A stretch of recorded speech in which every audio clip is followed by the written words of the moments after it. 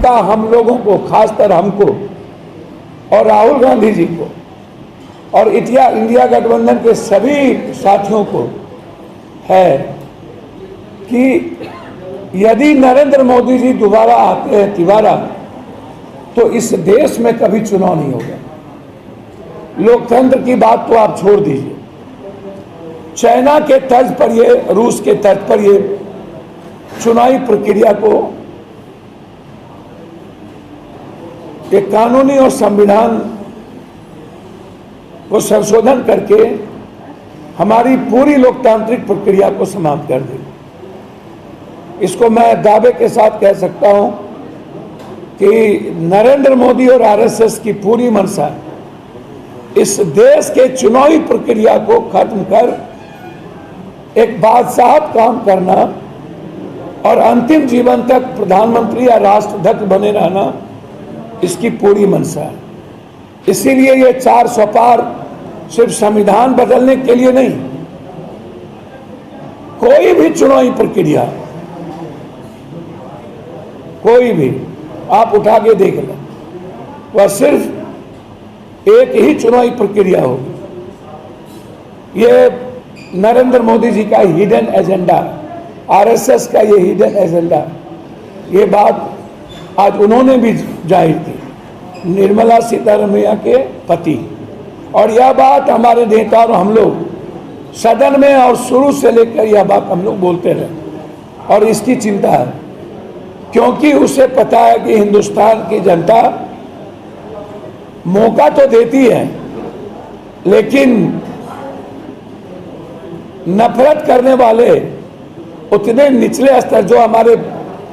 आदरणीय प्रवक्ता महोदय जी ने जो बायोलॉजिकल बात की, जो खुद कहते हैं कि मैं बायोलॉजिकल नहीं हूं, मुझे ऊपर से भेजा गया। आप अंदाजा कीजिए ये किन किन शब्दों का प्रयोग करते हैं। बच्चे में जो सूट पहनता हो, जो 10 कंट्री घूम लिया हो एमएलए एमपी बनने के पहले, 1955 में जिसके पास घुमाला मकान हो, जिसके पिता के पास कई, एक नहीं कई स्टॉल हो, और वह व्यक्ति कितना दिग्भ्रमित किया है दुनिया में, झूठ बोला है, ये इसका अंदाजा कीजिए कि कब ये सत्य बोले, किस तरह देश की जनता को गुमराह किया। और महात्मा गांधी की बात करने वाला और भगवान की बात करने वाला अंतिम छोटापन दिखा दिया। अरे भैया, महात्मा गांधी पर कब पिक्चर बनी है आपको पता भी है? नहीं जानकारी? गांधी पर पिक्चर बहुत पहले, इस छोटे छोटे पिक्चर, छोटी छोटी चीजें बन चुकी।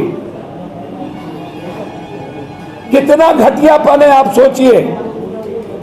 विश्व को संदेश देने वाला महात्मा गांधी, कांग्रेस के निर्माण में जिसकी बड़ी भूमिका हो,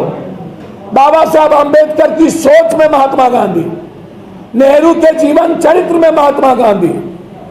पटेल के संपूर्ण खून में महात्मा गांधी, लाल बहादुर शास्त्री की सादगी, उसकी विनम्रता और सरलता में महात्मा गांधी। आने वाले हर पीढ़ी, चाहे वो डीयू हो,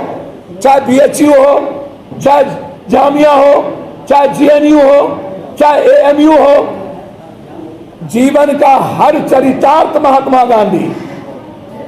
हर कोट में महात्मा गांधी। और उस महात्मा गांधी जी के बारे में जो बात कही गई है वो माफी के जोग नहीं है। इसीलिए मैं आपको यह बताना चाहूंगा कि झारखंड को जिस तरीके से 10 साल में लूटा, 2 व्यक्ति गुजराती को लाकर झारखंड के इतिहास और संस्कृति को मिटाने की कोशिश की है। झारखंड के तहजीब पर हमला हुआ,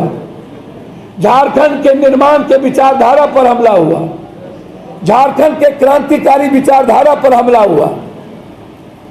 और इतना ही नहीं, झारखंड को गरीब बनाने में 10 सालों के अंदर इन्हें जो अंतिम प्रयास किए, हमारी गरीबी का मजाक, और लगातार चाहे जमशेदपुर हो, बोकारो हो, धनबाद हो या कोई हिस्सा, लगभग 30% फैक्ट्री, 40% बंद हो गए 10 साल के अंदर। एक सुई का निर्माण नहीं करने वाला व्यक्ति, हमारी रॉयल्टी, हमारी जीएसटी को रोकने वाला व्यक्ति, हमारी पूरी रॉयल्टी अदानी अंबानी और हमारी जिंदगी के साथ खिलवाड़ करने वाला 2 गुजराती, नरेंद्र भाई मोदी और अमित शाह जी, और 2 ठग और 2 बेईमान, अदानी और अंबानी,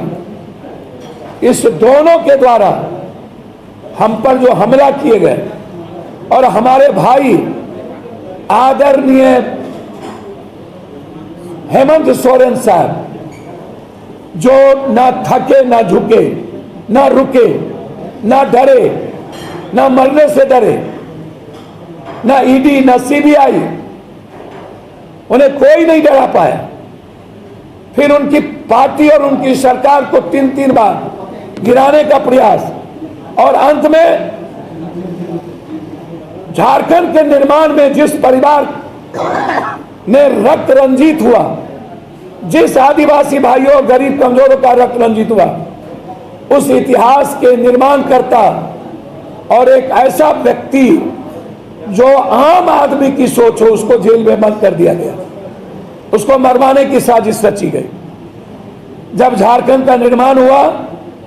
तब मुख्यमंत्री थे बीजेपी, डबल इंजन की सरकार, 6 बार मुख्यमंत्री, 3 बार मुंडा साहब, मरांडी जी, और फिर एक बार सबसे बड़ा बेईमान जिसको सबसे ज्यादा आरोप है जिस पर, और सारे भ्रष्टाचारी अपराधी माफियाओं को इन्होंने अपने प्रचार में लगाया। बनारस में सारे बड़े अपराधी इनको जिताने में लगे हैं, बिहार में सारे अपराधी इनको जिताने में लगे, सारे माफियाओं का गठबंधन इनके साथ है। और गोड्डा के जो एक सबसे बड़े बहरूपिया,